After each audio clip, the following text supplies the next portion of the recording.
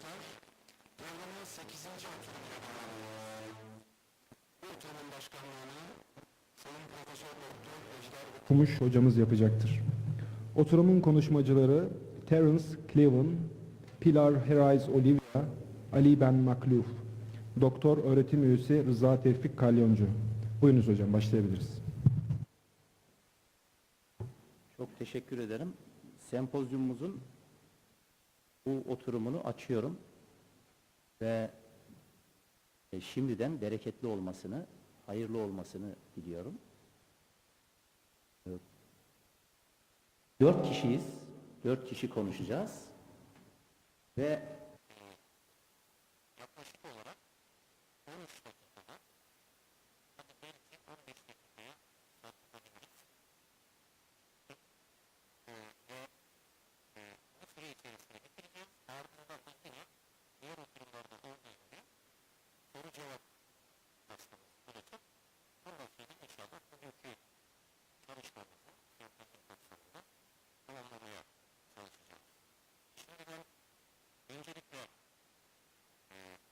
Kitâbu'l-Keşf Menâhici'l-Edille fi Akaidi'l-Mille'nin birinci bölümü aslı çerçevesinde Rüşd'ün Eşarilere karşı dini delillerin felsefi savunması anlamına gelen bir başlıkla Kleven hocayı konuşmaya davet ediyorum. Teşekkür ederim.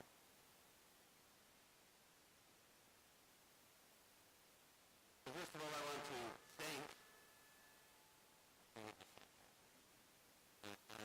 I wish to thank the various institutions, universities, and the institute here, the İslam Foundation, for their generosity in allowing us to use these buildings, these marvelous facilities.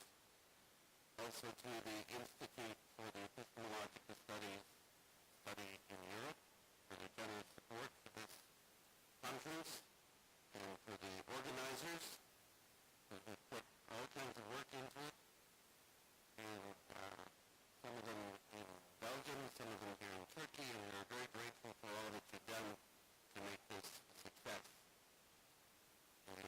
I've been to Turkey several times, and I'm always impressed by the generous hospitality of this country and the people, and I've enjoyed that the last several days that I've been there, so thank you very much. They tell me I have a short space of time for a presentation. Maybe this is a little karma from the last presentation I made, or the last time I was here at front, so I better continue. So I have a series of very precise arguments to make, emerging from Ibn Rushd's Kitâbu'l-Keşf, which are criticisms of the Kelam tradition. And there are more arguments in my paper than I can present here. I want to make sure that you understand the nature of his argument. I don't need to go over all of the arguments, but I want to make sure the gist of his criticism of the Kelam tradition is presented. So I'll read parts of my paper and skip over other parts and try to draw some conclusions. This essay is a continuation of the study of the arguments Ibn Rushd makes in refutation of various sectarian, so-called theological groups within Islam. Chapter 1 of the Al-Keşf, and I'm going to abbreviate it here as the English translation, the unveiling, is an evaluation of arguments used in proofs for the existence of God. The first study I conducted on chapter 1 of this treatise, which I'm calling Study 1, in that presentation, it is an exposition of Ibn Rushd's introduction to the entire treatise of the Keşf, and his arguments against the Hashwiyya, usually called literalists, but I think more accurately should be called hearers, and 3 of his refutation of the first set of arguments made by the Al-Ash'ariyya. study, study 2, is a continuation, and it's a refutation of one set of his arguments, of the arguments of the al-Ashariya, to support the affirmation of God's existence. In the first study, I summarized my evaluation there in the following way. Ibn Rushd's aim is to examine what is needed by all people in order for them to make assent to the teachings of the lawgiver. In chapter 1, for example, this assent is belief in the existence of God, the truth needed by every type of human nature. He argues that the teachings of the Quran are not devoid of reason. The verses are not simply for a method of anti-rational theory, as with the Fashawiyya, nor are they an irrational solution to unresolved philosophical doubt, as with the al-Ashariya and the Mutakallimun generally. In the next section of chapter 1 of the Unveiling, Ibn Rushd addresses two more methods used by the al-Ashariya for the proof of God's existence. Both methods emerged primarily from the defense of what the al-Ashariya think is meant by origination or createdness of the world.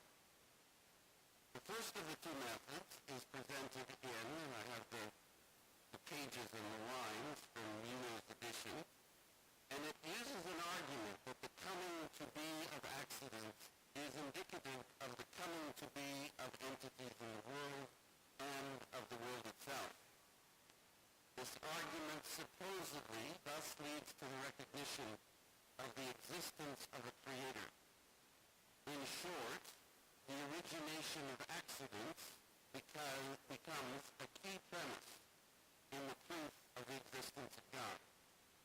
His overall evaluative judgment of the al-Ashariya argument continues from what I argued in study number 1, namely that the Kelam arguments possess abstruse doubts, shukuk, or wissa, which are incomprehensible for the masses, are inconsistent with the apparent or plain teaching of the Quran, and moreover are neither scientifically nor philosophically accurate. These arguments do not explain the world's coming to be. These Kelam arguments create rather than resolve doubts, and in doing so, promote error, dissension, and even unbelief. In contrast, the true philosophical arguments are supportive of and more consistent with religious arguments than the arguments of the Ashariya. Ibn Rushd shows in this section the contrast between true religious arguments and the failed arguments of the al-Ashariya. Ibn Rushd's argument produces the wisest and best assent to belief. So there are three main premises, or three main propositions. Two of them are premises leading to a conclusion. It forms a syllogism. I'm simply going to go over his main arguments for one of them here, because I won't have time to go over all of them, but I want you to be very clear how he's going about making his argument and why he makes the overall general evaluation about al-Ashariya that he does. In this part of the treatise, pertaining to the proofs of the existence of God, Ibn Rushd introduces two arguments of the al-Ashariya. And he focuses initially on the first and most well-known argument. I'll read the translation here. In addition, the methods which these people follow in regard to the origination of the world have combined two characteristics. I mean that it is not in the nature of the public to accept them, nor are they demonstrative. We warn about these unsuitable methods with several admonitions, and we say that the methods which they follow in this are twofold. The first of them the one that is most well known and which the majority relies upon is founded on three premises which rank as first principles according to what they want as proof concerning the origination of the world. One of them is that substances cannot be separated from accidents. That is, they cannot be devoid of them. It is this first premise that I will spend most of my time on here, but you'll see that it's part of a larger syllogism. The second is that the accidents are originated, therefore the conclusion, the third premise, is that, and the third is that what is not devoid of things which originate are entities which themselves originate. By which I mean, and I'm still part of his translation here, I mean that which cannot be separated from things coming to be must themselves be entities that come to be. Let me move forward here. Ibn Rushd's selection of terminology and evaluation of the arguments is precise, and I have translated accordingly. He uses huduth, occurrence, origination, coming to be, to describe the coming into being of things from the root hadatha, to happen, to occur, to take place, or come to pass. He does not use khalq, creation, origination, from the root halakha, to create, make, or originate. Thus he avoids a term that would immediately imply certain accounts of how the world came to be, specifically Al-Ghazali's opinion of the chance origination of the world. I have translated to maintain this emphasis, and in doing so have not usually used the word creation, the term which is used by Jamal-ur-Rahman and Ibrahim Najjar in the two currently available English translations.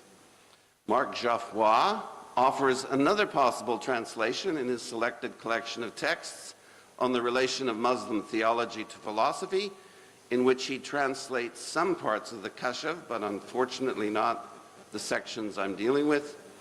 In an earlier section of the Unveiling, as he addresses the theme of the existence of God, Geoffroy translates huduth in the context of the account of the al-Ashariya as adventicity, chance.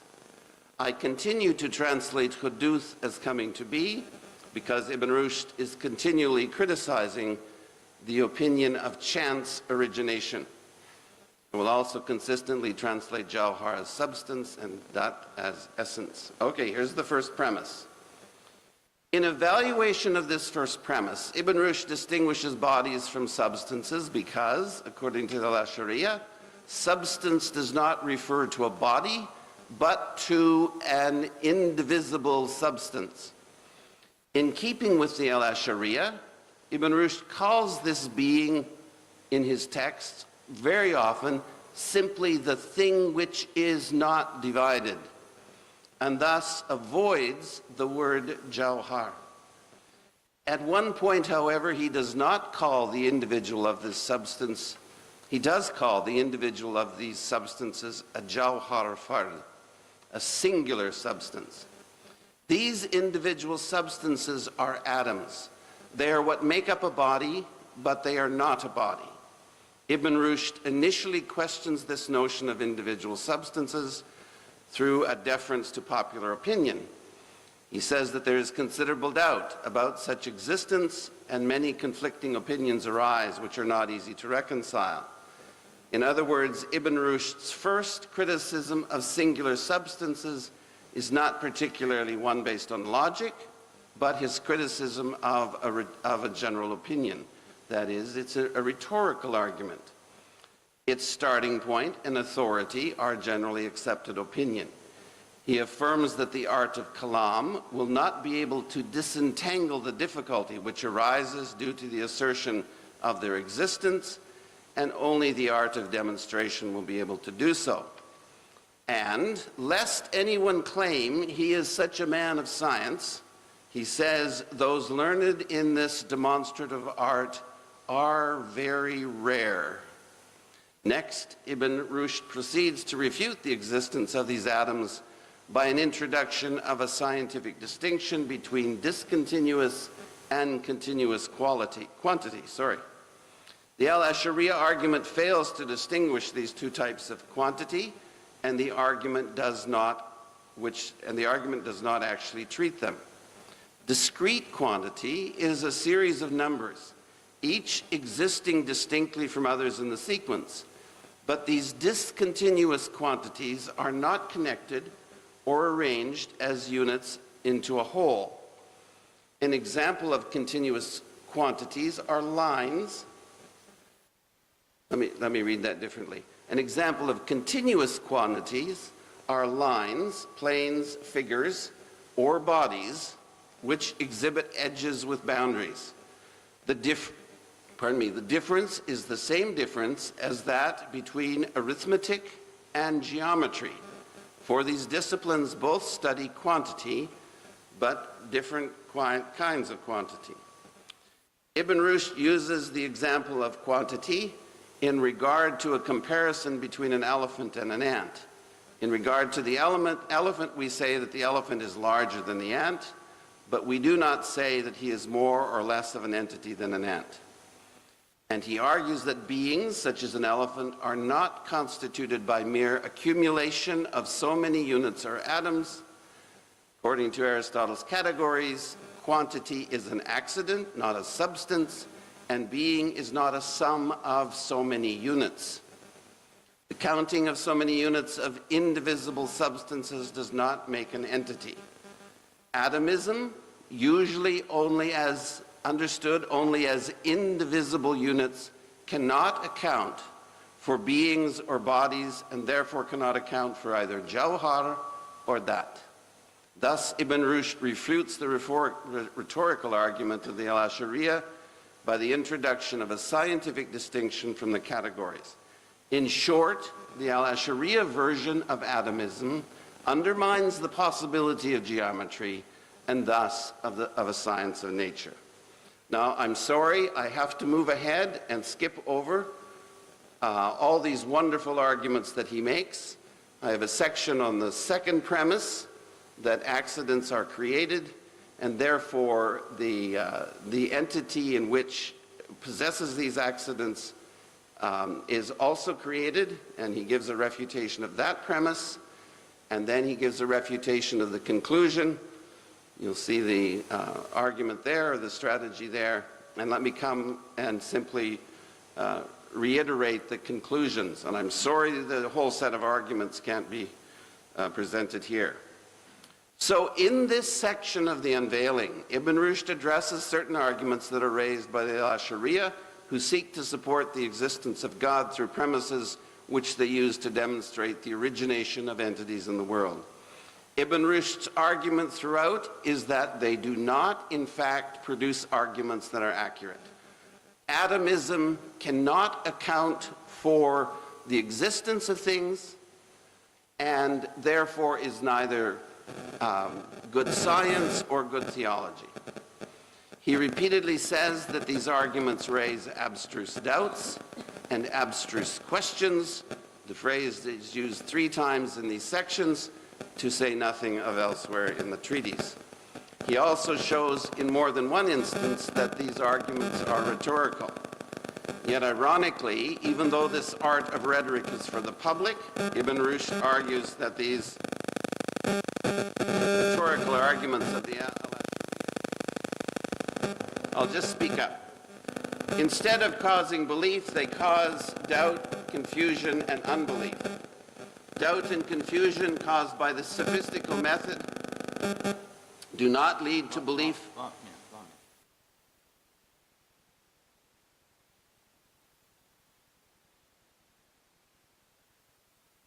It's turned off.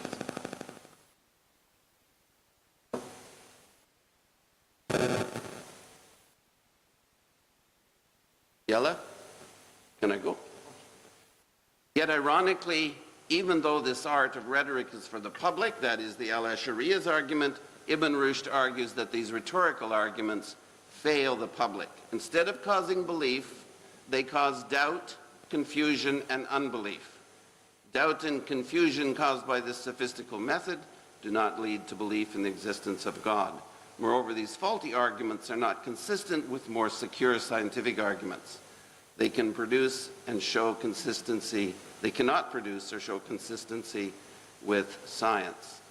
The clear and simple statements of the Quran, and I'm sorry I didn't have time, he actually does exegesis of the Quran, encouraging belief in God, are more in agreement with philosophy than the arguments of the Al-Ashariya. The arguments of the Al-Ashariya regarding the coming to be of the world and the entities in it do much damage to both belief and to knowledge of the world. The atomism of the Al-Ashariya does not give an accurate account of bodies because it fails to acquaint itself with the difference between arithmetic and geometry, and fails to recognize the significance such a distinction has for the understanding of both substance and the soul. The generalizations of how entities come into being on the basis of certain sense perceptions and ignoring of other sense perceptions, which was also part of this argument, limit the possible apprehension of the world and of the way that God acts in it. Finally, the assertion that the coming to be of things is caused by chance actions of an unpredictable cause, as Marc Geoffroy formulates it, tout ce qui est inventif possède une aventure, all that is chance possesses a chance maker, is not the most promising teaching regarding the origination of things. Sophistical theology does not produce true worship of God, nor an understanding of his works in the creation of the world. And all this may be a little surprising to those of us who have accepted the opinion that Ibn Rushd is a secularist or atheist. Thanks for your time. Kevin Hoca'ya çok teşekkür ediyoruz. İbn Rüşd'ün dini felsefi savunusu diyebileceğimiz, özetleyebileceğimiz bu şekilde bir sunum yaptı. İbn Rüşd okuduğum zaman her zaman beni heyecanlandıran bir isim. Onun savunma tarzı, olaylara bakış açısı gerçekten çok kendi zamanından bugüne bakıldığında, bugünden de kendi zamanına bakıldığında bana özgün geliyor. Tekrar teşekkür ediyorum Kevin Hoca. Şimdi Pilar, Herraiz, Oliva Hoca, Oliva yine İngilizce bir sunum yapacak bize. Please. Okay. Go ahead.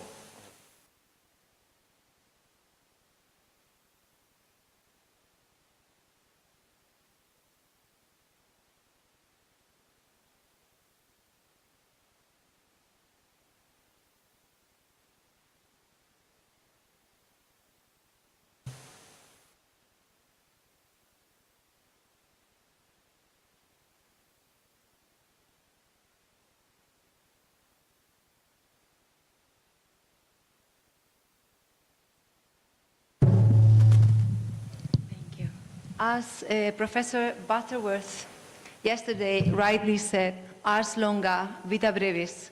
So I will try to be brief in this talk as well. Although I will go on the line of what Professor Kleven has stated. In my opinion, or what I will say today, might be a bit controversial for some of you, because I will argue that the views we have about Ibn Rushd, or Averroes, if we want to use the Latin name, have been strongly filtered by the West and by the perception of Ibn Rushd in the Western world. So most scholars, or many scholars, call him secularist or rationalist or hermeneutic rationalist. I will rather argue for dogmatic rationalism, if we want to talk about Ibn Rushd, and I will do so, I will suggest this concept by showing how we cannot understand his philosophy devoid of any religious prejudice, as we tend to affirm when we talk about Ibn Rushd, or Averroes, if you wish. So I will try to show throughout this talk these main points. The first ones, I will not follow completely the paper, because you have the paper, you will be able to read it. So first I will talk about the image of Averroes as the atheist, the heretic, the supporter of double truth and other legends or myths around his figure. Then I will put him into a context, which is that of the Almohad reform, and I will try to show how it is reflected not only in his life, but also in his works. And I will conclude by insisting on the idea that Ibn Rushd stresses himself that the truth cannot contradict the truth. However, normally when we talk about the unity of truth in Ibn Rushd's thought, we tend to do so only by looking at his more original works, and I say original works with big quotation marks, because also in his commentaries there is a huge deal of original thought. So I will try to show how this principle of unity of thought surrounds all of Averroes' philosophy, and how Averroes' philosophy is deeply or founded on the principles of religion. Let's see. So first of all, this is the image we have. I work on the Latin reception of Ibn Rushd, so I should say at some point I will say Averroes, and I will say at some point Ibn Rushd, depending on what I'm talking about. Here, this is about the early reception of Ibn Rushd. He died in 1198, if my memory is okay. And already in 1220, his commentaries started being read by members of the University of Paris and the University of Oxford. And contrary to what you may think, it was rather theologians who were using Averroes' philosophy in order to understand an Aristotle that was no longer a pure Aristotle. It was later on in the Renaissance, when Europe struggles with this heritage of Islamic philosophy, that the commentaries or the understanding of the figure of Averroes starts to be a bit more negative. And also this among humanists, not among philosophers, because to be a philosopher in the Renaissance was to be Averroista. So Averroista was the expert on Averroes, and therefore a true philosopher. Anyway, as we know, later on, 17th century, Pierre Bayle doesn't also talk very nicely about Ibn Rushd, and also they attributed to him and to his followers the thesis of the double truth, as if two things could be, or one thing could be true according to faith, but false according to philosophy, etc., that thankfully scholarship is increasingly abandoning. But which one of these is Averroes, since I'm talking about the unity of his thought? Is he this philosopher who makes philosophy completely autonomous as a discipline?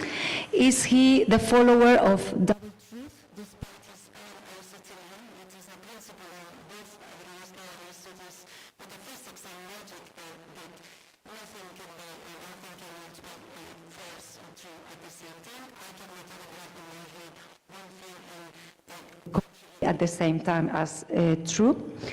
Is he a rationalist qadi at the court of the caliph, and he is allowed to do this philosopher job during one of the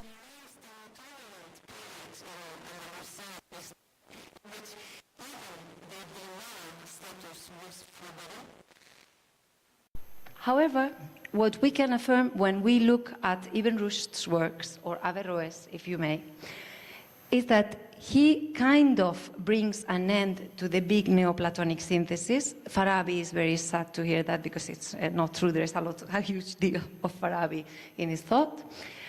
What he is also is a scholastic philosopher, as such a man of his time, and what we can find throughout all of his philosophical works is this idea of the unity of truth, the unity of truth with itself.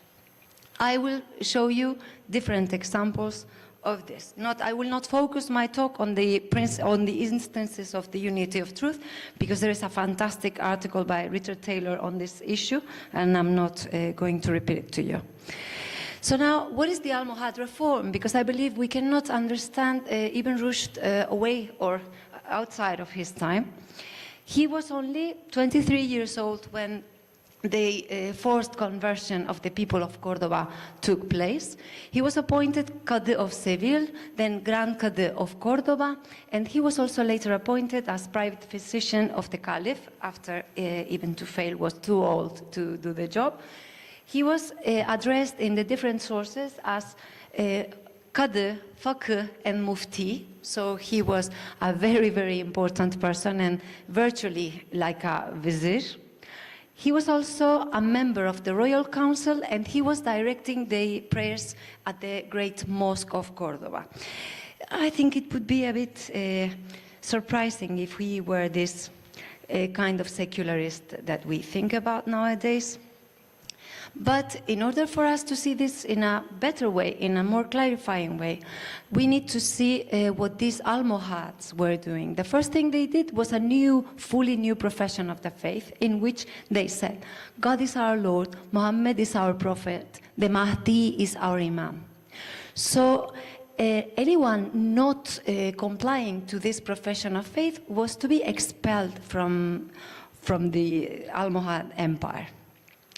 The Almohad rulers, in addition, gave themselves the title of the rightly guided caliphs, al-Rashidun. So they were also trying to establish some kinship.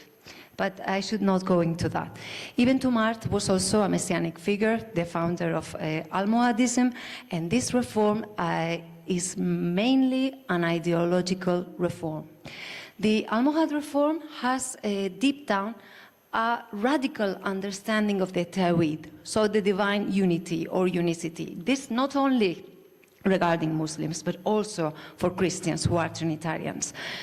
The main points of this Almohad reform, ideologically speaking, is there is no way for religious pluralism because there is one God and then there should be one religion and then one truth.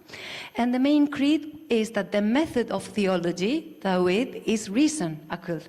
And reason is autonomous, and it should be autonomous. Why is this autonomy of reason so important? Because it is by means of reason that we will reach God, and God at the same time is a demand of reason. If we use our reason, the thing we will reach is God. We will understand that God comes from necessity. And conversely, in order to do this, to make people or to have people following this use of reason because they believed it was so important for people to really understand religion, they promoted a huge reform of education. In this reform of education, we have poetry, we have abridgments, we have summaries, we have many ways to make this education extensive to the people. We also see this in the works of Ibn Rushd. For instance, in the paraphrase of Plato's Republic, I will not read this because I don't have much time. Ibn Rushd basically says that it was the Caliph, the very Caliph, who had been helping him to elucidate and to understand the ideas of the text. And he says, you are the cause not only of this good being bestowed upon and transferring to us, but also of whatever human goods we have acquired, which God, may he be exalted, has bestowed upon us for your sake. May God preserve your honor. Miguel Cruz Hernandez believes that due to a mention he does to convoluted times, the Caliph dedicated to which this writing is might be Abu Yusuf Yaqub al-Mansur, so the victorious. So it should not be surprising. Ibn Rushd also has some poems to make it easier to remember, also Quran or different exegesis. There are many works. This is all a part of the Almohad educational policy and in their aim for the use of reason.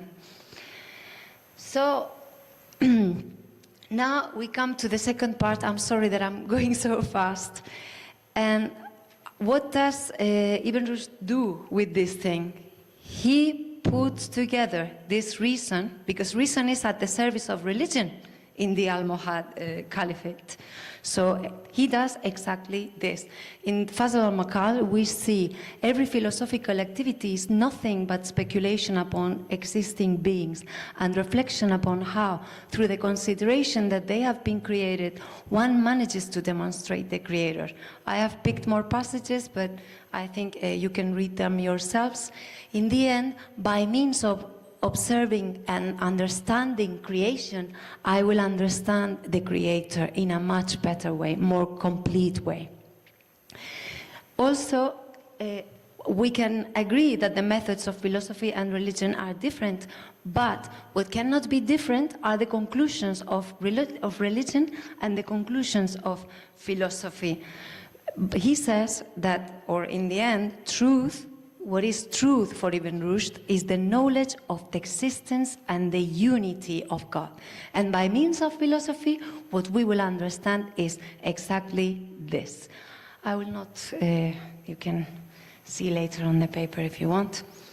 In addition, he says that Quran itself encourages this philosophical enterprise.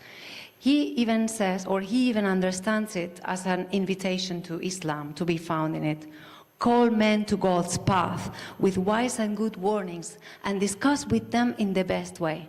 Wise warnings being wisdom, proper of philosophers. Good warnings, rhetorical arguments which belong to common people. And discussing is reserved for the dialectics of the theologians. But I also want to call your attention on this because while quoting this, he also doing exegesis of Quran. Another thing we have, okay, different methods, but can we reach the same conclusions? It is a topos of the, or present, omnipresent in the works of Ibn Rushd that the conclusions of philosophy and the conclusions of religion or the understanding of revelation will never take us to any different path, for truth cannot contradict truth. But it is also present in the long commentary of the Anima. For instance, I brought this as an example because traditionally we tend to see Fasl al-Maqal or Tahafut, but not these ones. For truth, as Aristotle says, conforms and bears witness to itself in every way, we find. But how do they articulate with each other? In Ibn Rushd's opinion, it is the philosophers who must understand the book of Revelation, because it is also, of course, a way to understand the world. I will not go deeper into this. And if there are two different exegetical methods, and both of them leading to the truth, are them both at the same level? In Ibn Rushd's philosophy, it is religion, and religion only, the one laying the foundations for the philosophical enterprise. This is the thing we need to understand. Because its aim is to reach God. And another thing we need to have in our minds is that philosophy can be seen as an obligation brought by religion. So they are not independent. We have seen how philosophy is, in the Quran, we have an invitation to philosophy. It is an obligation for philosophers to do this or to understand the Quran and philosophy. And also, he goes further. He says that philosophy in the metaphysics is the highest of worships and obediences to God. And this is no more, no less than in the work foundating all of the rest. I mean, first, philosophy is the discipline which is responsible to all of the theoretical network for all of the rest of the philosophy. So, can we really establish this separation between original works and commentaries when Ibn Rushd himself says that it is religion motivating them? I don't think so. In addition, if we build this separation, we are forgetting the special features of falsafa, which has to be religious, or in which there has to be a theological element. We could discuss that. Also, revelation, as we have seen, or I have tried my best to show, constitutes the basis for philosophical speculation, and at the same time, it is philosophy, the discipline that will lead us to a better and deeper understanding of revelation. The understanding of God is thus the end and the aim of both philosophy and religion.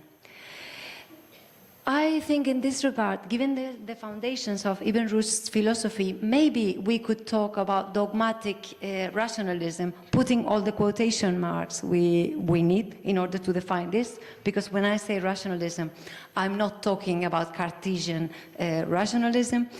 And I believe in the battle for ideology, it is the humanists and the people from the 19th century who won the battle for propaganda. Çok teşekkür ediyorum. Thank you so much.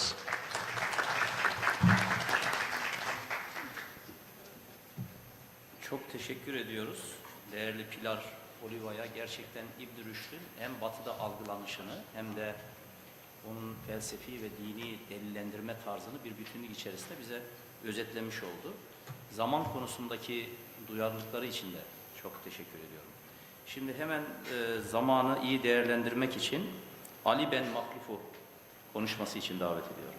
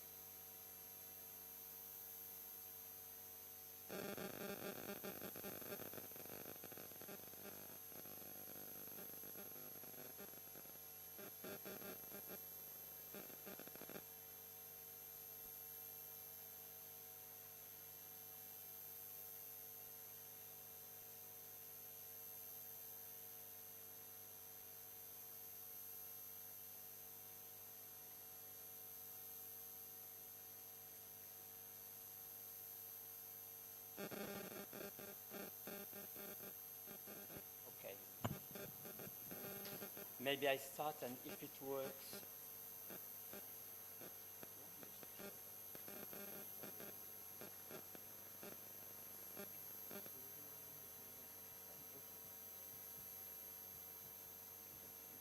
okay. I prefer the standing.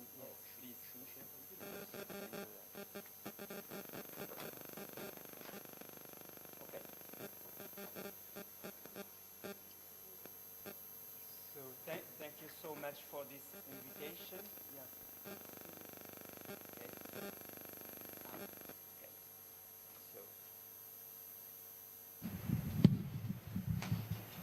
Okay.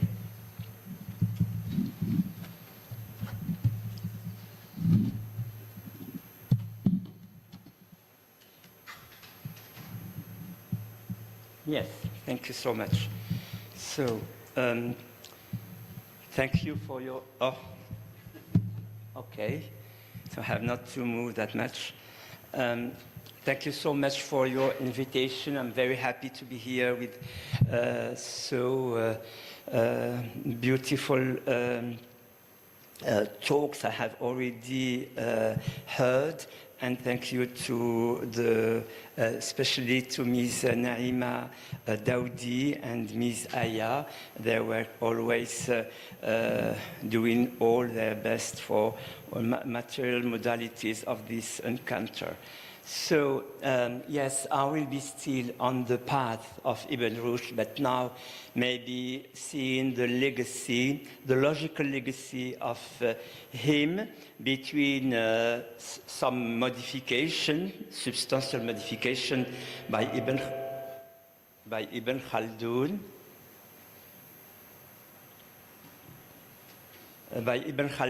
and a real rejection by Ibn Taymiyyah.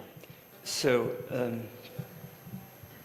we know from Latin tradition that the logical commentaries of Averroes were published until the 16th century alongside the texts of Aristotle's Organon. It was considered impossible to read Aristotle without the insights provided by Ibn Rushd's commentaries. Thus, between 1500 and 1550, these mixed texts in which Aristotle and Averroes stand side by side were the most widely published in France. Very good papers from my colleague George Hoffman from Michigan University about this. In the Arab Islamic world, there were, of course, the continuators of Ibn Rushd's work in the field of logic. In this lecture, I will focus on what? On two figures who were not direct continuators of Ibn Rushd, but who built their work in dialogue with the logical work of the Andalusi philosopher. They either modified, as I said, or rejected logical achievements of Ibn Rushd. Ibn Taymiyyah, then, therefore, and Ibn Khaldun. The first, Ibn Taymiyyah, challenges the dominant model of Aristotelian philosophy among Arab philosophers. He's belonging to a skeptical, I would say, nominalist tradition that challenges the realist commitment to universals. The second, Ibn Khaldun, revisits Ibn Rushd's logical concepts, but with a view to giving them a historical and social tone. Let's take a look first, less than a century after Ibn Rushd's death, at what Ibn Taymiyyah was saying. So, by rejecting Aristotelian logic, the way it was passing on by Arab philosophers, Ibn Taymiyyah was focusing his criticism on 3 points: definition, universals, and syllogism, which had been held by the philosophical tradition over the 5 centuries from the 8th to the 13th as the fundamental methodological principles to the acquisition of knowledge. So first, the critique of definition. Ibn Taymiyyah criticized the negative precept of the Aristotelian logic that no concept can be formed except by means of definitions. He points to the negative phrase and say, how can such a judgment, negative judgment, be the basis of all knowledge when it is not based on any knowledge at all? The problem of regression to infinity rises in the definition. So, for example, in the definition of man as a rational animal, the terms animal, rational must be defined in turn as they are not self-evident. He also methodically tackles the criticisms of the distinction between essential and accidental attributes. Attributes are neither essential nor accidental in themselves, but can be so categorized given a convention and not a necessity that makes us arrange natural things in a certain way. There is no natural order that necessarily imposes itself on us. Convention is nothing more than what a set of people create and accept as the norm. The reference points we use to understand things are our perceptions, our language, and our intentions. This is followed by critique of universals. Universals can only exist in the mind. In the external world, only particulars exist. According to Ibn Taymiyyah, externally existing individuals are so distinct, so different from one another that they cannot form an external universal under which they are supposed to be subsumed.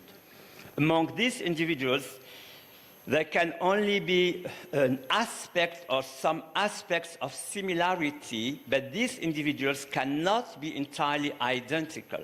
Admittedly, universals can be formed, but only in the mind, abstracting from the qualities that are recognized in a set of existing things. So, the other direction of his criticism is about syllogism. No judgment can be established except by means of syllogisms. It's always the same thing. He's always tackling this negative phrase. Another negative precept that Ibn Taymiyyah believes should be discarded, since the miracles of the prophets are known through multiple and diverse transmission in a positive way. The premises of the syllogism are, according to Ibn Taymiyyah, formed from the enumeration of particulars, which, however numerous, can never encompass all the particulars existing in the world. The premises are therefore all obtained by incomplete induction. They are pseudo-universal premises. Moreover, there is a refusal to consider that premises are limited to two. The number of premises varies according to the needs of the reasoner. Setting the number of premises as two is therefore completely arbitrary. So now an example. Reasoning must be adapted to the person it is intended to convince. Depending on one's state of knowledge, one may need one, two, or even more premises. It may happen that a person knows that such and such a particular drink is intoxicating, and that all that is intoxicating is alcoholic. But he or she may not know that the Prophet forbade alcoholic drinks, because such a person may have been a recent convert. Such a person may know that the Prophet said all that is intoxicating is forbidden, as well as that a particular drink is alcoholic and that the Prophet forbade alcoholic drinks. But he or she may not know that the Prophet is the messenger of God and that the messenger forbids all Muslims to drink such substances. So you have always to add premises according to what is the state of knowledge of the public, the audience you are reaching to, you are trying to reach. This person still might think that the Prophet allows some Muslims, including him or her, to drink it, or that he allows it for medical reasons. It is not enough for such a person to know that wine, for example, is categorically forbidden. He or she needs to know that it is intoxicating, that it is alcoholic, that the Prophet forbids what is intoxicating, that Muhammad is God's messenger, that therefore he forbids what God forbids. The number of premises, therefore, varies according to people's state of knowledge. So now I jump to Ibn Khaldun, and my aim in all these lectures is to show how in this logical legacy there is some rejection of Ibn Rushd's organon, or some modification, as we will see with Ibn Khaldun. Ibn Khaldun, as Muhsin Mehdi, it was said yesterday but by Mr. Al-Amrani, and as well as Mr. Butterworth, who did a very good work in 1957 about the philosophy of Ibn Khaldun, completely connecting Ibn Khaldun to the philosophers, previous philosophers in Muslim world.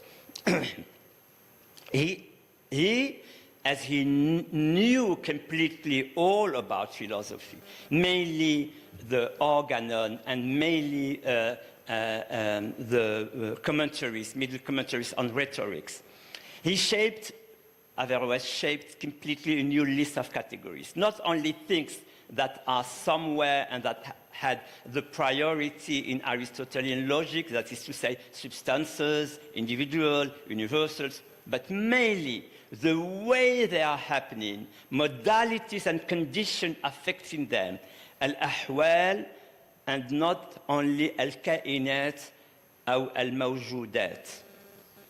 So the passing of time and changes in customs and conditions, tabdil al-ahwal, are now the main categories, the most concrete ones, not proper names as names of individual substances. For instance, names of kings and so on. These are now completely abstract categories.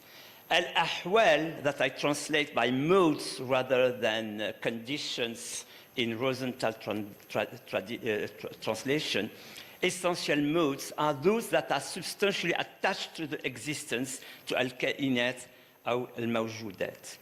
I come now to the very notion of al-umran, the way in which humans occupy space and form society. You know that al-umran is man ammara makanan, to fulfill a space. So I prefer a deflationary translation about settlement rather than culture or civilization as it is mainly translated. It's just a question of settlement. Al-umran man ammara makanan. Ibn Khaldun's originality is expressed in several ways. First, the new science, al-ilm al-jadid, the science of al-umran. Al-umran, it was said by our president in previous talk, al-umran al-bashari wal-ijtima' al-insani. This is the new science, science of the al-umran al-bashari wal-ijtima' al-insani. This science is new because it is not history, it is not rhetoric, it is not politics, but it shares many features with these three fields. It is not history because it deals with substantial reality, al-umran al-bashari, and not with chronicles, and not with facts, and not with events. Substantial reality, he says, is something daruri. It's really necessary. Society is something necessary. But facts are only possible. You can deny facts. You can affirm facts. You cannot deny society. You cannot affirm society. It's a substantial reality. And Muhsin Mehdi really says that one of the main ideas of Ibn Khaldun is to distinguish completely between reality and facts. And al-umran is reality, and facts are not reality, are just possibly being denied or affirmed. I will go very fast now to the conclusion. The very nature of necessity, as I said, is that it cannot be denied. History deals with historical facts, chronicle, that can be denied. History can be rewritten on the basis of new documents. All this takes a logical and grammatical form. Let's recall the entire title of the book of examples. Kitâbu'l-Ibar wa Diwan al-Mubtada wal-Khabar fi Ayyam al-Arab wal-Ajam wal-Barbar wa man asharahum min dawi as-Sultan al-Akbar. I'm wondering why Rosenthal, Shuddadi, Irwin, all completely do not pay any attention to al-Mubtada wal-Khabar, subjects and predicates. Rosenthal translates by new things and historical information. New things, al-Mubtada? New things? What's that? And Irwin, and Rosenthal as well, early and subsequent history. So I think it's just subject and predicate. And as you know, in Arabic, the Arabic word for predicate, al-khabar, yes, 1 minute, it's exactly what I need. The Arabic word predicate, khabar, is the same word for information, history, chronicle, and predicates. That's very specific to Arabic. So I jump to the conclusion. In this lecture, we have analyzed just two aspects of Averroes' rich logical legacy in the Arab-Muslim world. Whether in the form of Ibn Khaldun's philosophical grammar for a new historical knowledge, or Ibn Teymiyye's radical nominalist critique, we have here a rich dialogue in the immediate aftermath of Averroes' death. The interest of reading Ibn Khaldun today is to offer description that dissociates his reflection from any idea of decline and stop associating the decline with one ethnic group, that is to say, the Arabs. Instead, there are many, many comments on this, as Mr. Herraiz said yesterday, Wassim. Instead of taking into account the devastation wrought by the plague during Ibn Khaldun's life, many talk about de-civilization, dark ages. It's so easy to forget facts in favor of prejudices. The psychologization of Ibn Khaldun's words, you understand that I make it completely in logical side, is a narrow vision. By insisting on Ibn Khaldun's supposed bitterness, melancholy, many commentators have psychologized the debate on a vision of history that has the merit of explaining human development on a basis other than theological or metaphysical by revisiting Aristotelian organon. My colleague, it's the last slide, from NYU Abu Dhabi, Justin Stern, in his review of the collective word about al-inhitat, the decline paradigm, its influence and persistence in the writing of Arab cultural history, says this: scholars working on the intellectual and cultural history of the Muslim world have become increasingly aware over the past decades of the need to revisit previous description of the period 1250-1800, which almost 60 years ago, and in keeping with the views of his day, among what had labeled the period of darkness. Can you imagine darkness on over centuries?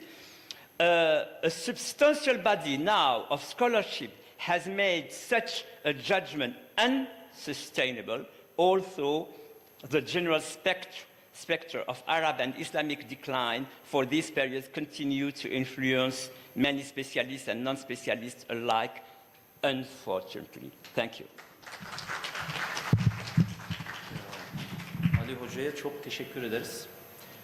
Özellikle İbn Haldun'la ilgili kısımları da doğrusu bana çok faydalı oldu. Şunu sormak isterdim doğrusu. İbn Haldun'un umran kavramına nominalizm açısından nasıl bakılabilir? Daha sonra onu cevaplandırırsınız. Peki, şimdi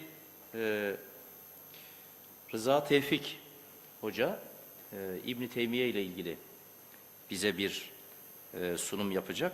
Felsefe kelam arasında İbn Teymiyye'ye göre aklın tanımı problemi üzerine. Evet.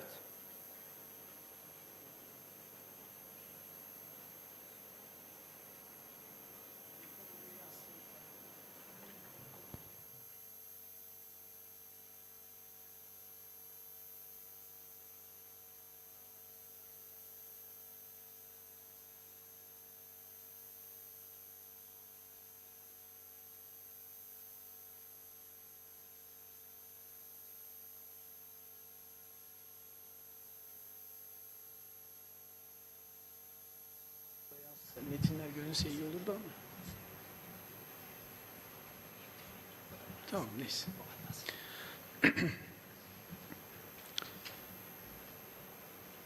Herkesi saygıyla selamlıyorum. Böyle bir organizasyonu, sempozyumu organize eden kıymetli hocalarıma, büyüklerime de teşekkür ediyorum.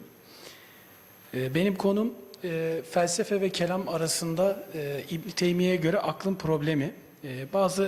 Önce İbn Teymiyye'nin bakış açısına geçmeden evvel birkaç hususa işaret etmem gerekiyor. Öncelikle İbn Teymiyye'nin bu konudaki görüşleri tabii kendi sistematiği içerisinde, kendi kavramları içerisinde şekilleniyor. Fakat buradaki problem ne? Yani önce biraz buna temas etmemiz lazım. Şimdi bu aklın tanımlanması problemi tabii çok teferruatlı bir konu. Ben sadece bu insani aklın nasıl tanımlanması gerektiği ile ilgili meseleye İbn Teymiyye özelinde odaklanacağım. Bunu da İbn Teymiyye'nin Mecmu Fetava olarak yayınlanan fikirlerini gösteren eser üzerinden yapacağım. Yani o metne dayanarak yapacağım.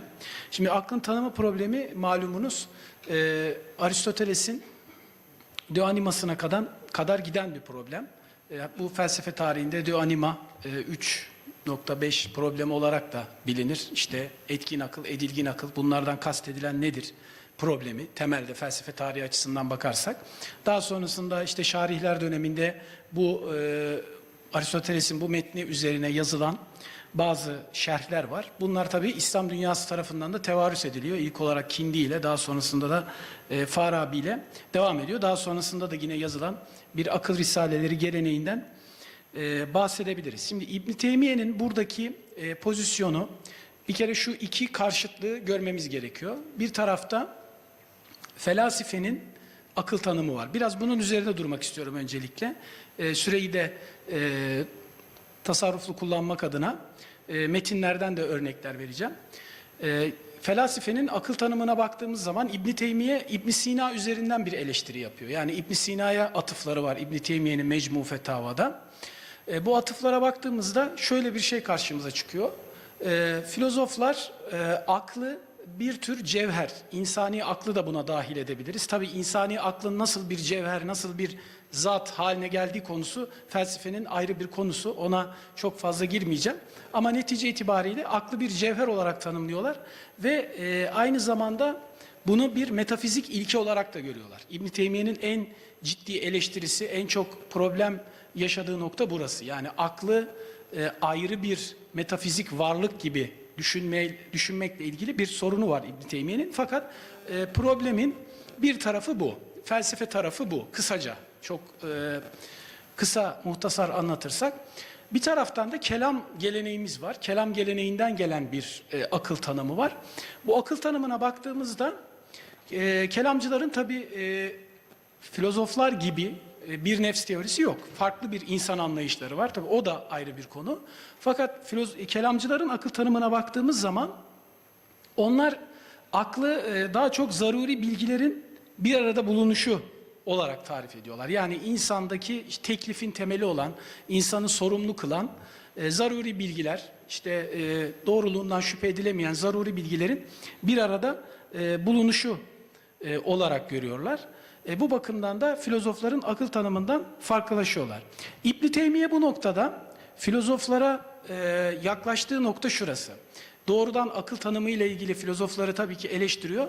Fakat filozofların aklı ayrı bir varlık olarak kabul etmelerini eleştirirken nefsin ayrılığına dair bir şey var. Yani insani nefsin, kelamcıların insani nefsi ayrı bir varlık olarak kabul etmeme noktasında bir pozisyonu var. İbn Teymiyye bu noktada biraz daha filozoflara yaklaşıyor. Yani insani nefsi ayrı bir varlık olarak düşünmenin daha tutarlı olacağı kanaatinde. Fakat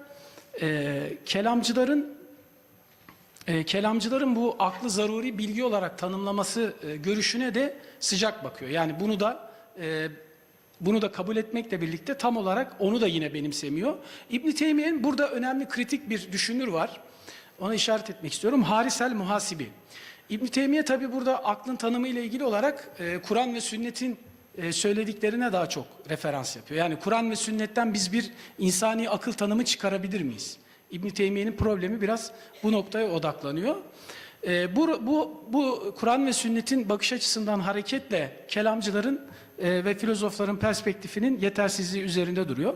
Şimdi İbn Teymiyye'nin bu konudaki görüşleriyle ilgili metinleri üzerinde durayım. İbn Teymiyye Mecmu Fetava'da şöyle diyor. Akıl Allah'ın kitabı ve Resulü sünnetinde ve sahabe, tabi'in, Müslüman imamların sözlerinde akıl eden kişi ile kaim olan bir şeydir. Akıl ister araz, ister sıfat olarak isimlendirilsin, bu böyledir. Akıl kendi kendine kaim olan bir varlık değildir. Akıl ister cevher, ister cisim ya da bir başka kavramla isimlendirirsin. Durum budur. Şimdi burada İbn Teymiyye'nin öne çıkardığı iki kavram var. Birincisi araz kavramı, diğeri sıfat kavramı. Tabii biz bu kavramları kelam metinlerinde de görüyoruz. Yani kelamcılar açısından da baktığımız zaman akıl bir araz ve bir sıfat. Fakat İbn Teymiyye burada aklın araz oluşunu, aklın geçiciliğini kelamın vurguladığından biraz daha fazla vurguluyor. Bunun çok fazla detayına girmeyeceğim. Sadece Gazali'ye baktığımız zaman, Gazali'nin metinlerini gözden geçirdiğimizde, Gazali burada felsefi terminolojinin, bu konuyla ilgili olarak biraz felsefi terminolojinin etkisi altında görünüyor. Onda mesela nur ve benzeri kavramları daha böyle felsefi terminolojiyi çağrıştırabilecek kavramları, işte makullerin alanı olması gibi aklın felsefi terminolojiyi çağrıştırabilecek kavramları görebiliriz. Özellikle El-Mustasfa'daki pasajlara baktığımızda. Fakat İbn Teymiyye burada daha Kur'an-ı Kerim'deki aklın pratik kullanımına vurgu yapan bakış açısını göz önüne alıyor. Şimdi burada mesela İbn Teymiyye'nin filozoflara yönelik eleştirisine baktığımız zaman şöyle diyor İbn Teymiyye. Şu açıktır ki filozofların akıllar, nefsler, mücerret ve mufarık varlıklar, akli cevherlerle ilgili söylediklerinden sadece insani nefsi, ilimler ve ilimlere bu ikisine tabi olanlar ile ilgili olan sözler onlar için kanıtlanabilirdir. Bu ve benzeri şeyleri mufarakat olarak isimlendirmeleri bedenin nefsten ayrık olması ile alakalıdır. Bu doğru bir şeydir diyor. Fakat kelamcılar nefsin sadece bedenle kaim olan hayat olduğunu düşünürler. Onların bazıları şöyle derler: nefs tıpkı bedende dolaşan bir rüzgar gibidir ya da kalpten çıkan bir buhar gibidir ve bedenin parçasıdır. Meşayi filozoflar bedeni terk ettiğinde var olmaya, nefsin bedeni terk ettiğine var olmaya devam eder görüşünü tespit etmekle birlikte nefse batıl sıfatlar yüklemektedirler ve nefsin bedenden ayrıldıktan sonra akıl haline geldiğini ileri sürmektedirler. Onlar nazarında akıl maddeden ve maddenin alakalarından soyutlanmış olan şey manasına gelmektedir. Akıl onlar nazarında kendi kendine kaim, hareket ve sükun ile nitelenemeyen, halleri hiç değişmeyen bir cevherdir. Bu bakış açısına İbn Teymiyye eleştiriyor detaylı olarak. Akabinde İbn Teymiyye'nin pozisyonunu gösteren pasajı okuyayım. Şöyle diyor İbn Teymiyye: buradaki maksadımız aklın Müslümanlar ve akıl sahibi insanların çoğunluğuna göre bir sıfat olduğunu göstermektedir. Sıfat kavramının açıklaması sadedinde akıl eden kişiyle birlikte var olan bir arazdır. Bu görüşe göre Kur'an yüce yaratıcının bu görüşe yüce yaratıcının şu sözü delalet eder: umudur ki akledersiniz, yeryüzünde gezip dolaşmıyor musunuz ki sizin için akıl eden bir kalp meydana çıksın. Size ayetlerimizi belki akıl edersiniz diye açıkladık. Bu ayetlerden sonra şöyle diyor İbn Teymiyye: bu ve benzeri ayetler akale ve yakilu, aklen fiilinin mastarı olan akıl ifadesine delalet etmektedir. Buradan bir dilsel bir delil getirerek bir neticeye varmaya çalışıyor. Durum böyle olunca şu açığa çıkar ki akıl kavramı ile sahibinin amel etmediği mücerret ilim olarak ya da ilimsiz amel olarak akıl kavramı anlaşılamaz. Fakat akıl amel ile birlikte gerçekleşen ilim ve ilim ile gerçekleşen amel olarak isimlendirilir. Bu İbn Teymiyye'nin kendi fikrini beyan ettiği ve delillendirdiği ana pasajı. Bir de kelamcılarla ilgili olarak kısma geleyim.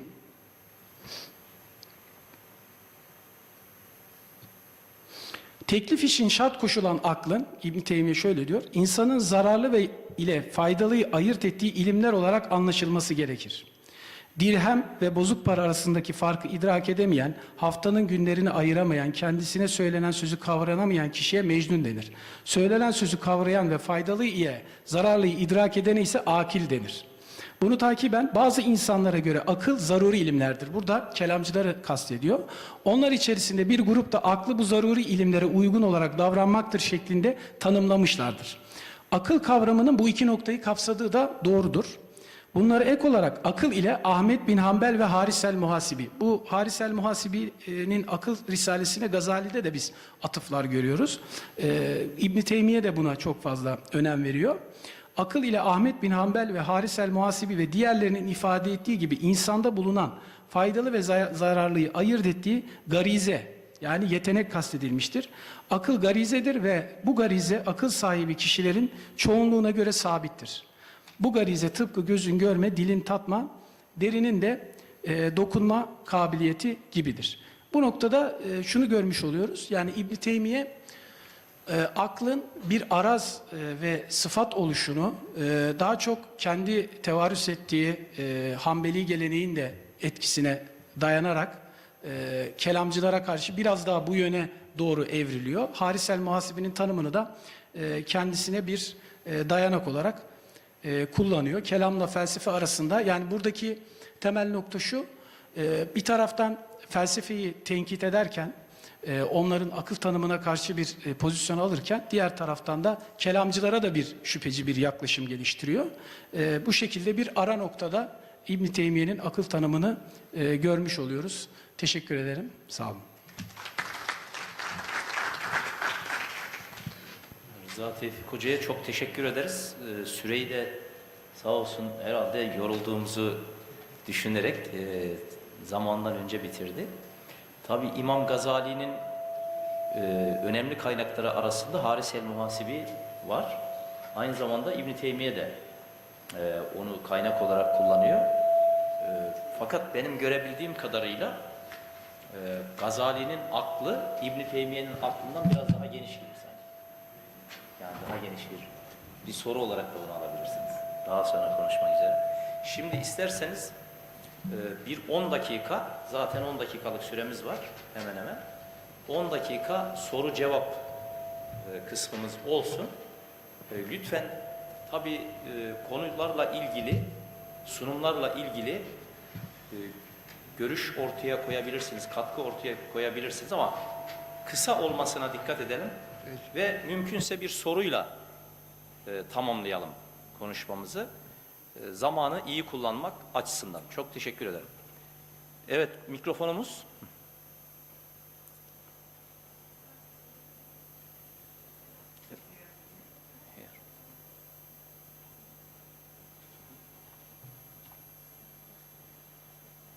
Yes. Thank you, everyone. This was a really exciting panel. My question very quickly to Professor bin Makhlouf. A couple of quick points. I do have a 10-year-old article on the title where you will happy to hear that I have the subject and predicate as the translation. So the second thing, with respect to Umran and culture and settlement, the only reason why I, like Professor Mahdi, insist on culture is because there is a spiritual component to the idea of Umran, that settlement as a material existence doesn't fully capture it. And it's a perfect translation with culture and cult in the parallel between those two. The quick question is, when Gibb dismisses Ibn Khaldun as a thinker, as a philosopher, he makes the argument that Ibn Khaldun uses the same phraseology as Ibn Taymiyyah. What do you, I'm not sure if you are familiar with that argument. It's not a very sophisticated argument, of course, but coming from Gibb, it bears authority in it. How much of Ibn Khaldun phraseology about Umran is similar in your opinion with Ibn Taymiyyah, and what does that mean?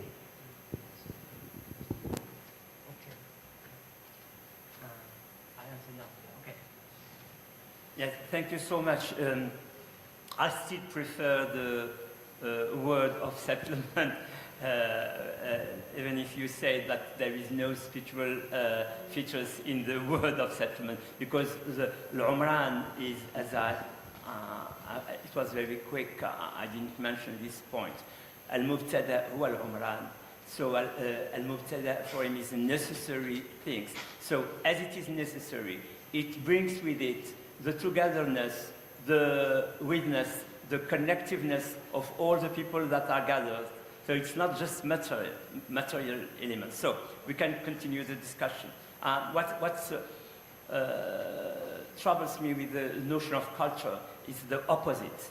Primitive, there are people that have culture other that they don't have. And one of my critics to Mohsin Mehdi is he's still in this shape of 1950 thinking, as Justin Stern said in the last slide, thinking that they are a primitive culture. And when you think that they are primitive culture, you think that they are a culture which is connected to civilization. I do not want to carry anymore this opposition between primitive and non-primitive, and notion culture brings with it all that. So that's what I prefer statement.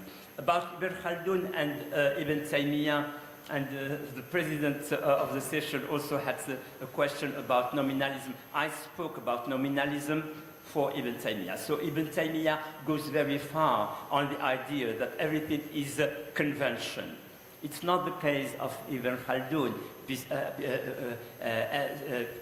as he always speaks about the necessity, the daruri of al-umran. So there is no word for, no equivalent in Ibn Taymiyyah works about this insistence on something necessary in reality. So the togetherness, the al-asabiyah, all these things have for Ibn Khaldun some really realistic commitments from him and not really conventional. That will be my answer. Thank you so much.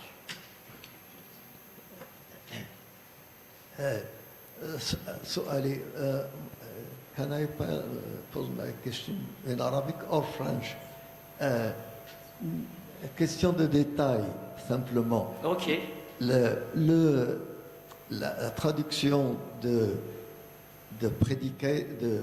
khabar par predicate, ça pose un petit problème peut-être dans le vocabulaire grammatical, puisque, bon, on connaît depuis cette controverse appelée maintenant controverse de Saragosse entre Ibn Baja et Ibn Battali aussi, que la structure de la phrase construite fait que le khabar peut être sujet au prédicant, indifféremment, en disant les exemples وإما أن يقولوا قد أبينا فشر مواطن الحسب الإيباء هل الإيباء هو المبتدأ أو الخبر يجوز الوجهان عند النحويين بخلاف المنطقيين لا يجيزون إلا أن يكون ترتيب موضوع محمول alors que et d'autant plus que la notion de khabar ici elle est rattachée à une expression beaucoup plus large et qui est dans la tradition de certaines disciplines, ce qui est rapport au scripturaire ou bien au hadith, al-khabar, dans ce sens-là. En tout cas, il a une plus grande extension que le mot prédicat. C'est une petite chose de détail. Maintenant, il y a peut-être une nuance tout simplement rhétorique qui est l'apanage des deux tiers, sinon peut-être on n'a pas fait le recensement, des titres d'ouvrages en arabe, tous font le saja. نزهة المشتاق في اختراق الآفاق ou bien مغني اللبيب عن كتب الأعاريب. Ibn Khaldun rentre dans cette catégorie. Okay. I will answer very quickly. Okay. He used also the logical distinction between al-mawdu' wal-mahmul, and not only mubtada' wal-khabar. And al-mawdu' is really umran. Al-mahmul ma humila alayh, as al-khabar, the chronicles, the events.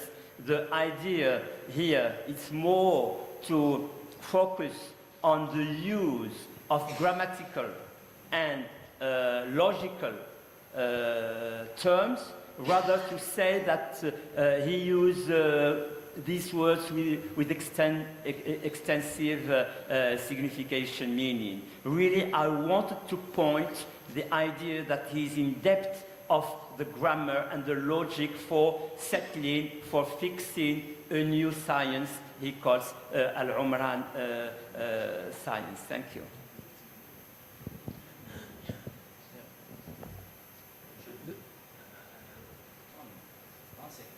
Yes, no. This will be very short, and it's too bad that everything is coming from the right for this series of questions.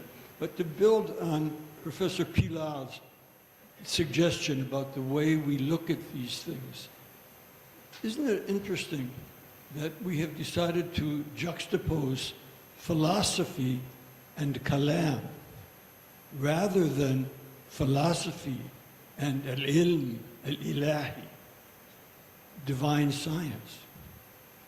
There's an old tradition, and it seems to me we have to remember traditions. As I think about these things, one of the earliest theologians was Socrates in the Republic, when he redid Homer's attempt at explaining the interference of the gods in human affairs. We keep redoing these things because we forget what went before. And it seems to me that this question of Umran and how it's to be understood, when you talk about Kultur, which is the German origin of the whole term, you're thinking about the way things grow. You're thinking about nature. To Ali bin Makhlouf, I would just suggest that in addition to Ibn Teymiyye'ye, remember the very weak attempt of Francis Bacon, a couple of centuries later, to reject Aristotle. It was so weak because he didn't even bother to give bad arguments. Ibn Teymiyye at least tried to give bad arguments. Mikrofonu hocama verebilir miyiz?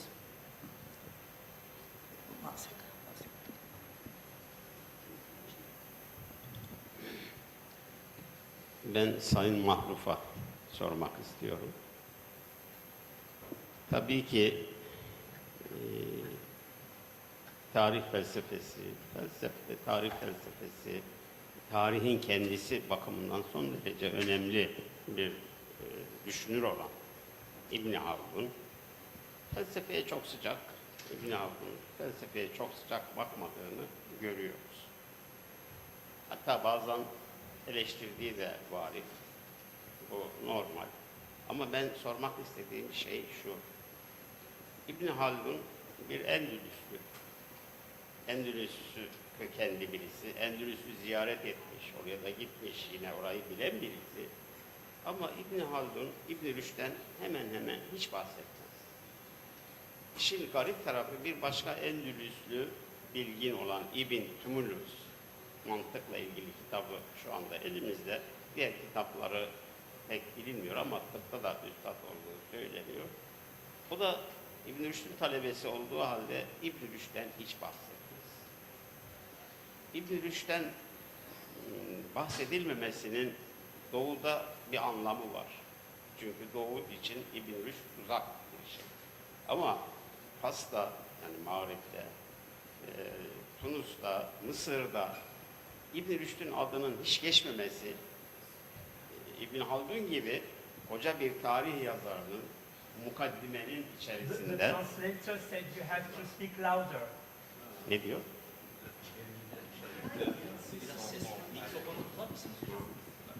Anlayamıyorum. Şey demiyorum. Anlaşılmamış. İbn Haldun neden İbn Rüşd'le ilgili bize hiçbir bilgi vermemektedir? Bu benim merak ettiğim bir konu. Bu konuda düşünceniz nedir? Hatta son zamanlarda bir makalede, yeni bir araştırmada okudum. İbn Haldun'un silsile itibariyle İbn Rüşd'ün öğrencileri arasında sayıldığı söyleniyor. Yani hocaları arasında İbn Rüşd'e kadar bir bağ olduğu söyleniyor. Siz bu konuda ne düşünüyorsunuz? Teşekkürler. Thank you. Thank you so much. So, Ibn Khaldun, it's very interesting that you connect him with Andalusia, but it is the fourth generation who left Andalusia. His parents left Andalusia 4 generations before he was born, but he still, yes, you're right, he still connects himself to Andalusia, and he was a counselor of the Prince Muhammad V of Nasrid dynasty. So you're right to connect him with Andalusia. You're right to connect him with philosophers as Ibn Rushd. So as he is completely, how can I say, Ibn Rushd succeed in becoming completely anonymous reference.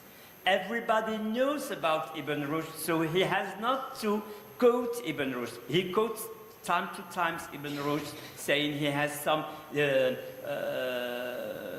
objection to the idea that families are the most important. No, society is more important than families. So, but he, your question gives me the opportunity to say more things about his Talkhis Kitâbu'l-Khataba of Ibn Rushd.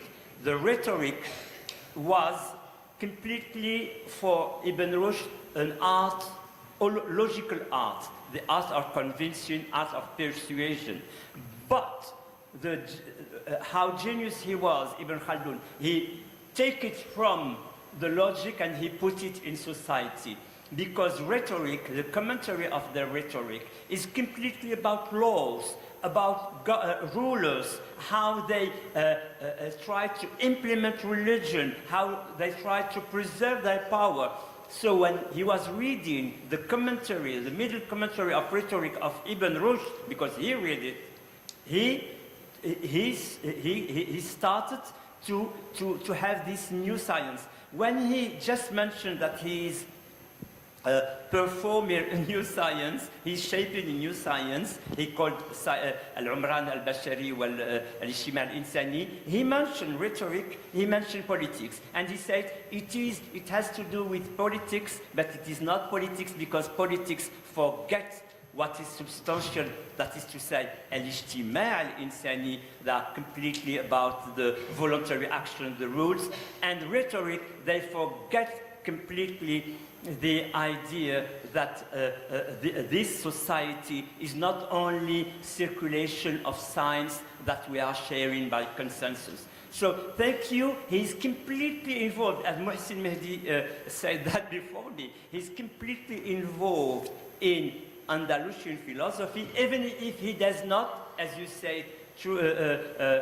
really with very accurate idea, he does not completely quote Ibn Rushd. But Ibn Rushd was completely in the atmosphere of all what was passing on.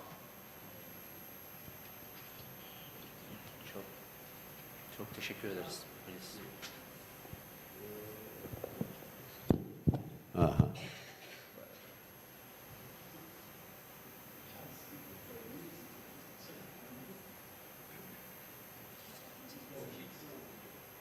Non, c'est une question à mon ami.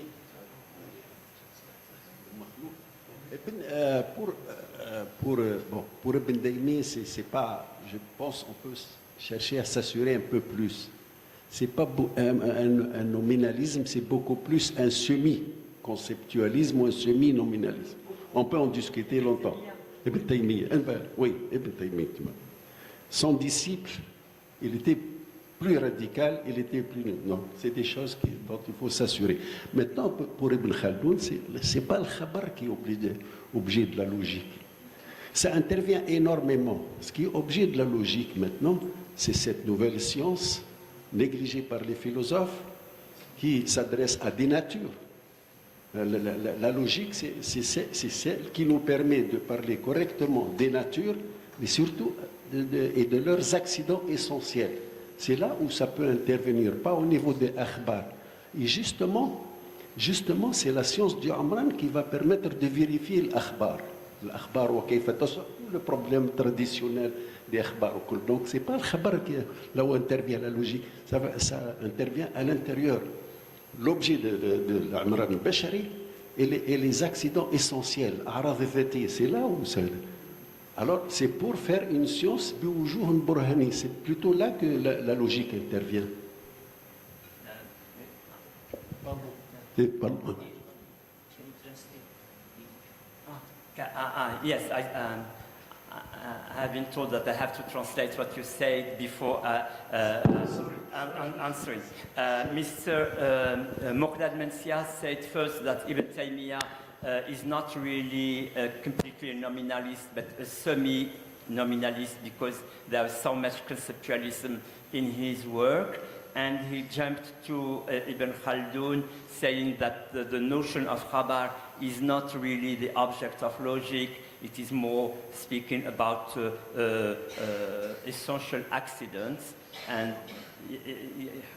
have I translated correctly? And very shortly, I said one thing, that by distinguishing between al-mubtada, which is al-umran, al-khabar, which is the Chronicles, he said all people before him were focusing on khabar, on the thamarat, he said thamarat, the fruits of the science, and not about the basis of this science, which is social reality. I agree with you that khabar, as fruit of this new science, it's not his much concern, but khabar taken with mubtada is very important because khabar is what it is ascribed to mubtada. It is what it is attributed to mubtada. So we have to know that what is attribute can be always changing, that the mubtada, the society, the reality is really necessary. You cannot deny, as I said, it's daruri. You cannot deny something necessary. And society, he said, it's daruri. And facts, khabar, are not daruri. Evet, peki çok teşekkür ederim. Bir oturumu ve bugünün sempozyum etkinliklerini burada tamamlıyoruz. Katılımlarınız için çok teşekkür ederim. Ayrıca panelistlere de çok teşekkür ederim.